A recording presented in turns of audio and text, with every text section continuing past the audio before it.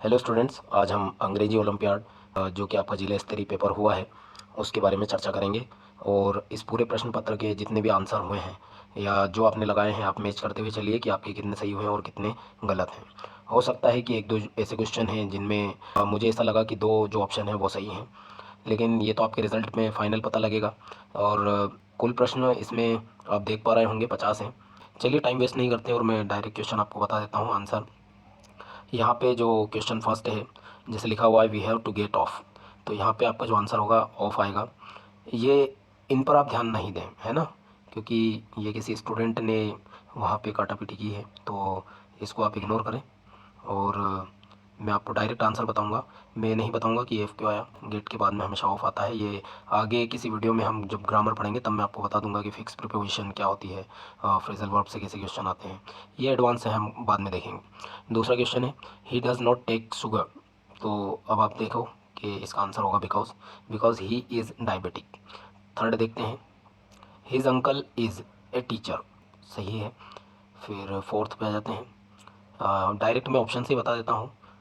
जैसे a teacher is the, नहीं, इसमें आएगा the teacher is an important person in every one's life, ये आपका आंसर होगा। फिफ्थ का देखते हैं, handle the emotion carefully they are fragile, नहीं, ये नहीं आएगा। इसमें कंपेयर किया गया है इमोशन को ग्लास से, तो एज इसमें यूज़ होगा। सिक्स देखते हैं, तब्बू इज़ टॉक्टेटिव गर्ल बट जो सिद्धू है इज़ मोर टॉक्टेटिव, ये भी कॉम्परेटिव डिग्री आएगी इसमें भी, क्योंकि देन का यहाँ पे यूज़ किया गया है। और दो जो ऑब्जेक्ट हैं ये तब्बू और सिब्बू, इनकी तुलना की गई है, तो इसमें आपका जो ऑप्शन है मोर टॉक्टेटिव वो आएगा। चलिए बात करते हैं, read the sentence given below and find the part of which error. तो इसमें आपको एरर देखना है कि कौन सा पार्ट में एरर है। तो यहाँ पे तीन, इनको आप इग्नोर कीजिएगा। मैं आपको बताता हूँ कि फर्स्ट, सेकंड, थर्ड और ये है फोर्थ, नहीं ये फोर्थ नहीं है, फोर्थ है आपका नो एरर। तो the princess was sitting in his own garden, या नो एरर, तो इसका आंसर तीसरे वाले पार्ट में, थर्ड, क्योंकि इसकी जगह आपका लिखा था हर, इसलिए थर्ड वाले पार्ट में जो है एरर है, तो आपका ऑप्शन सी सही होगा।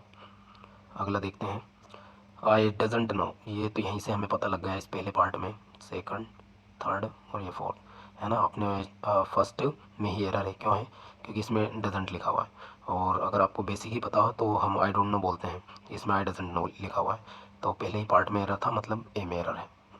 नेक्स्ट देखते हैं हम, choose the correct indirect speech, ये क्वेश्चन आपका आया है डायरेक्ट इनडायरेक्ट स्पीच से। तो इसमें हमें देखते हैं क्या दिया है, पंकज से to Pinky I saw a tiger. तो आपको सबसे पहले डायरेक्ट इनडायरेक्ट में दो चीज़ें देखनी पड़ती हैं, सब्जेक्ट और जिससे बोल रहा है यह पिंकी ऑब्जेक्ट, और इसी पंकज ने ये बात बोली है कि आई सॉ ए टाइगर, मतलब पंकज ने पिंकी से कहा मैंने एक शेर देखा था।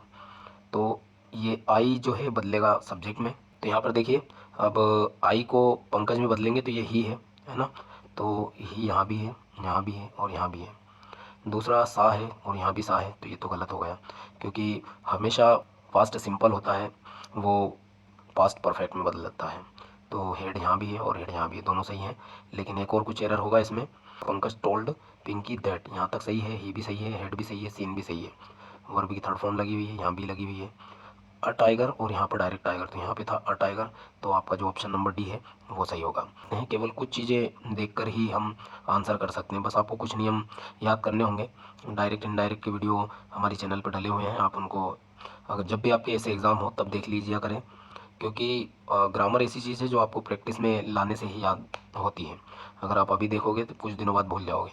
इनमें यही नियम होता है, एग्ज़ाम से पहले आप अगर इनडायरेक्ट स्पीच और जैसे आपकी ये कॉम्परेटिव डिग्री सुपरलेटिव डिग्री है, इनको देख के जाना चाहिए, है ना। जैसे दो क्वेश्चन यहाँ पे आ गए और एक इसका आ गया। चलो अगला हम बढ़ते हैं, चूज़ द ओड वन। अब आपको ओड जो अलग इनमें से कोई शब्द हो उसको पहचानना है, तो काफ़ी इजी था ये तो। विजन है, स्पैरो है, पैरट है और जेकल है, तो आपका जेकल है वो अलग जा रहा है, तो इसका आंसर जेकल ही होगा। 11, brown orange mango and yellow, ये भी काफ़ी इजी था, ये वाला पार्ट अलग है। 12 क्वेश्चन देखते हैं, काऊ ईव मेयर और हॉर्स, तो ये तो देख के ही पता लग रहा है ना, कि आपका ये वाला अलग जा रहा है, तो ये आंसर होगा बी वाला। यहाँ पे टेंटेटिव है, ये सही थे। फिर 14 देखते हैं, इग्नोरेंस। इग्नोरेंस की स्पेलिंग ये इसमें आ रहा है, तो ये तो गलत है, इग्नोरेंस की स्पेलिंग यहाँ पे सही है डी, ऑप्शन नंबर डी। फिर 15 का देखते हैं, नाइस। नाइस यहाँ पे लिखा हुआ है, नाइस ये तो गलत है। नाइफ, जो नाइफ होता है उसका जो प्लूरल बनता है वो VES से बनता है, एफ हट के VES लगता है, तो आपका ऑप्शन नंबर बी सही है। फिर 16 देखते हैं, मेंस, ये भी प्लूरल का ही आया है आपका, इस पर टिक लगा हुआ है, इस पर ध्यान मत दीजिएगा। मेंस के लिए जब हम प्लूरल बनाते हैं तो इसमें इस तो लगता नहीं है, ये तो गलत है, और इसमें भी नहीं लगता है। बस आपको जब प्लूरल बनाते हो मेन मतलब एक आदमी, और इसको ये कर दिया तो वो दो से अधिक हो जाते हैं, तो आपका ऑप्शन नंबर सी सही होगा। बढ़ते हैं अगले पे, choose the correct missing letter. अब ये एक स्पेलिंग दे रखी है फॉलोअर्स, तो ये फॉलोअर्स हैं, तो आपको पता है फॉलोअर्स में ओ आता है और यहाँ पे W आता है, followers, option number C is correct. और 3 देखते हैं, ट्रेजर, ट्रेजर में E आता है और U आता है, तो आपका ऑप्शन नंबर ए राइट आंसर है। अगला बढ़ते हैं 19, वन, अब ये आपके वन वर्ड सब्स्टिट्यूशन जो होते हैं उनसे आया है। One who looks at the positive side of any event, किसी भी घटना को पॉजिटिव तरीके से देखने वाले व्यक्ति को क्या बोलते हैं इंग्लिश में? तो आपको जैसे पता है ऑप्टिमिस्ट जो होते हैं वो आशावादी होते हैं, यहाँ पे हिंदी में भी लिखा हुआ है, आपके पेपर में नहीं है लेकिन ये अलग से लिखा हुआ है किसी ने। ऑप्टिमिस्ट मतलब होता है आशावादी और पेसिमिस्ट मतलब होता है निराशावादी, तो इसका ऑप्शन नंबर ए सही है।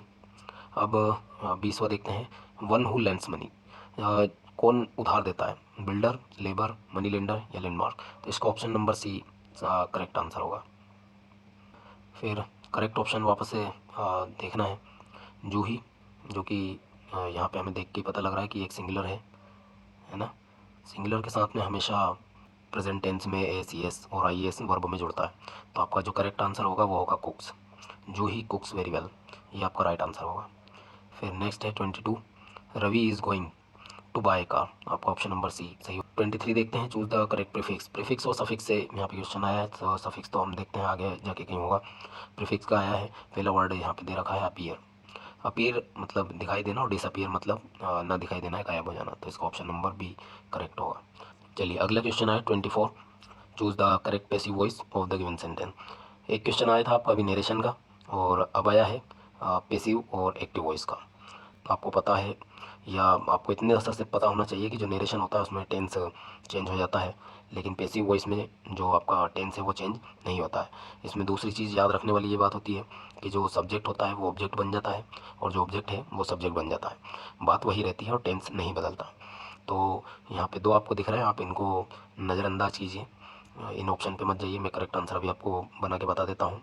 शी कंपोजेज द पोएम, मतलब ये प्रेजेंट टेंस है तो प्रेजेंट टेंस में ही रहेगा। अब यहाँ पे देखिए बीइंग, मतलब ये प्रेजेंट कंटिन्यूस का है, बीन भी नहीं आएगा। अब यहाँ पे देखिए the poem are composed by her, option number A ही करेक्ट होगा। ये क्यों होगा? क्योंकि यहाँ पे देखिए मैंने आपसे बोला था कि जो ऑब्जेक्ट होता है वो सब्जेक्ट बन जाता है, तो यहाँ पे सब्जेक्ट भी है और हेल्पिंग वर्ब भी है, और जो कंपोजेस है वो वर्ब की थर्ड फॉर्म में हमेशा चेंज होता है। पैसिव वॉइस किसी का भी आप बनाइए, जो वर्ब है वो थर्ड फॉर्म की ही लगती है, और शी है तो यहाँ पे बाय हर हो चुका है, तो ये ए सही आंसर है। आप अगर active voice passive voice detail में देखना चाहते हैं तो इसी चैनल पर एक्टिव पैसिव वॉइस का वीडियो है, आप उसे एग्ज़ाम देने से कुछ दिन पहले ज़रूर देखें और प्रैक्टिस करें, ग्रामर तभी आएगी। मैं वापस से ये बात रिपीट कर रहा हूँ। चलिए आपका जो नेक्स्ट क्वेश्चन है 25, वो है चूज़ द करेक्ट ऑप्शन। ये आपका आया है इंटरजेक्शन सेंटेंस, जिसमें हम खुशी, उत्साह, ऐसी जो चीज़ें हैं उनको प्रकट करते हैं, और आपको पता है कि इनकी जो इंटरजेक्शन क्वेश्चन होते हैं उनमें ये जो सिंबल है वो लगे होते हैं। तो ये तो कॉमा लगा हुआ है, ये तो कट गया, इसमें कुछ भी नहीं लगा है, इसमें लगा है लेकिन यहाँ पे ब्रेव लिखा हुआ है, और ये ब्रेवो वेल प्लेड जब कैप्टन या कोई भी व्यक्ति होता है जब खुशी मनाता है तब यूज़ करता है, तो आपका ऑप्शन नंबर ए है इसका राइट आंसर। यहाँ पे देखिए नेक्स्ट क्वेश्चन है choose the question tag, question tag का क्वेश्चन यहाँ पे आया है। क्वेश्चन टेक कैसे लगाते हैं और कैसे बनता है मैं आपको जल्दी से बताने की कोशिश करूँगा। 26, mister Shastri sold his car last week, mister Shastri sold his car last week. अब आपको इन चारों में से लगाना है। अब आप देखिए सबसे पहले सोल्ड है, तो सोल्ड है पास्ट टेंस। अब पास्ट टेंस की जो हेल्पिंग वर्ब होती है वो आपको पता है डिड होती है, और जब भी क्वेश्चन टैग लगाते हैं अगर सेंटेंस आपका पॉजिटिव हो, अभी आप देख रहे हैं सिंपल पॉजिटिव है, तो इसकी हेल्पिंग वर्ब डिडंट ही मतलब क्या नहीं, मिस्टर शास्त्री ने अपनी जो कार है वो पिछले हफ्ते बेच दी, क्या नहीं बेची, तो इसमें हमेशा नेगेटिव में क्वेश्चन टैग बनते हैं। ठीक है, ये सिंपल है, इसके कई जो नियम है वो होते हैं, जो हम किसी अलग वीडियो में इसके बारे में बात कर लेंगे, क्योंकि अभी तो मैं डायरेक्ट समझा रहा हूँ, क्योंकि वीडियो काफ़ी लंबा हो जाएगा और मैं भी नहीं चाहता हूँ। कुछ बच्चे आते हैं जो केवल आंसर की देखने आते हैं, है ना, थोड़ा सा, क्योंकि ग्रामर जो पार्ट होता है वो काफ़ी बोरिंग लगता है, इसलिए मैं ये बात समझता हूँ। तो मैं आपको बिल्कुल बोर नहीं करूँगा और डायरेक्ट मैं जल्दी जल्दी आपको बताने की कोशिश करूँगा। अगला देखते हैं, चूज़ द करेक्ट ऑप्शन। इसमें भी आप देखिए, ये 27 नंबर का क्वेश्चन हम देख रहे हैं। अच्छा, एक बात और, कि आप पूरा पढ़ के देखिए, आपको ऑटोमेटिक आंसर मिल जाएगा। जब इनको आप यहाँ पर इस खाली स्थान में बिठा के देखेंगे तो आपको पता लग जाएगा। जैसे the hungry lion ate the food greed, incomplete लग रहा है। फिर the hungry lion ate the food greedy, ये भी नहीं जम रहा है। The hungry lion ate the food greedily, यही आपका आंसर है। नेक्स्ट 28, ये मीनिंगफुल सेंटेंस बनाने हैं। ये अब बनेगा हैज़ से, क्योंकि आपको पता है कि जो भी क्वेश्चन बनते हैं वो हेल्पिंग वर्ब पहले लगाई दी जाती है, उसके बाद सब्जेक्ट और वर्ब आते हैं। तो आपका फर्स्ट, सेकंड, थर्ड, तीसरे नंबर से जो भी चालू हो रहा है वही आपका आंसर है। तो देखते हैं, इसमें 2 से हो रहा है, 4 से हो रहा है और ये 1 से हो रहा है, मतलब यही आपका है। बाकी कुछ भी देखने की आपको ज़रूरत नहीं है, क्योंकि क्वेश्चन लगा हुआ है और जो भी हेल्पिंग वर्ब होती है वो पहले आ जाती है। फिर भी मैं आपको बता देता हूँ, ये तो ट्रिक थी जल्दी करने के लिए। Has anyone seen the wind, ये आपका करेक्ट आंसर होगा। Next 29, of the cargo the elephant what is. देखिए, इसमें भी 2 आपके सब्जेक्ट बन सकते हैं, है ना, लेकिन हमें आखिरी में भी यहाँ भी देख लेना चाहिए कि क्वेश्चन मार्क लगा हुआ है। तो इसका मतलब है कि या तो ये हेल्पिंग वर्ब से चालू होगा या फिर आपके जो WH वर्ड होते हैं उनसे चालू होगा। तो हमें पता है कि व्हाट एक क्वेश्चन वर्ड है, तो यही सबसे पहले जब आएगा देखते हैं। ऑफ 1 है, यहाँ पे 2 है, 3 है और ये 4 है। अब 4 इन दोनों में आ रहा है ना, मतलब क्वेश्चन की शुरुआत में ही आना चाहिए। अच्छा, इसमें भी 2 है, तो व्हाट इज़ द कार्गो, तो what is the cargo the elephant of, तो ऑफ आखिरी में नहीं आता है। तो इसका जो आंसर होगा वो क्या होगा, इसका आंसर होगा what is the cargo of the elephant, what is the cargo of the elephant, C वाला आपका ऑप्शन सही होगा। मैं ये थोड़ा सा हटा देता हूँ, 1 मिनट। चलिए स्टूडेंट्स, अब हम क्वेश्चन नंबर 30 देखते हैं। Which of the following is the suffix of agree. चलिए, अब यहाँ पे आया है सफिक्स, अभी हमने थोड़ी देर पहले देखा था प्रीफिक्स। प्रीफिक्स वो शब्द जो कि, जैसे यहाँ हमने अपीयर का डिसअपीयर बनाया था, अब इसमें जो वर्ड है उसके पीछे शब्द लगेगा। तो यहाँ हम देखते हैं, एग्री के साथ में एग्री फुल नहीं होता है, एग्रीनेस नहीं होता है, एग्रीशन नहीं होता है, एग्रीएबल ये ज़रूर होता है, एग्रीएबल। तो इसका जो आंसर है वो होगा सी। अगला 31, choose the synonym of authentic. Authentic का आपको सिनोनिम बताना है। सिनोनिम का मतलब पर्यायवाची, ऑथेंटिक का मतलब होता है वैलिड, जो सच हो, प्रमाणित हो, उसी का सिनोनिम होता है वैलिड। नेक्स्ट 31 देखते हैं, choose the silent letter in the word scenario. Scenario के अंदर हमें जो साइलेंट लेटर होता है वो देखना होता है। तो आप देखिए, सिनारियो है ना, सिनारियो में जो सी है वो साइलेंट है। अगला देखते हैं, the feminine gender of peacock इस, ये तो इजी क्वेश्चन है, पीहन बोलते हैं।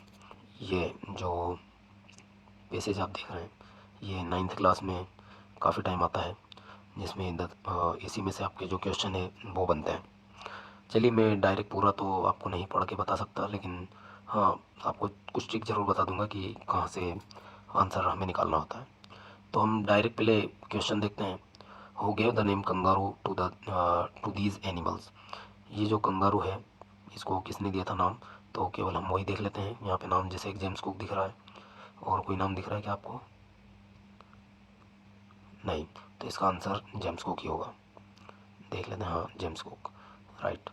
फिर baby kangaroo's body is only about long when it born. जब वो बच्चा पैदा होता है तो उसकी जो साइज़ होती है उसकी बॉडी की वो कितनी होती है, तो यहाँ पे देखिए अन इंच लॉन्ग, अन का मतलब एक ही होता है। आप ऐसा मत करना कि एक ढूंढने लग जाओ, ये आपको पता होना चाहिए, ए मतलब भी एक ही होता है और अन मतलब भी एक ही होता है। आजकल काफ़ी क्वेश्चन ऐसे बन रहे हैं, अभी त्रैमासिक एग्ज़ाम में 9th क्लास में भी एक क्वेश्चन ऐसा ही बना था।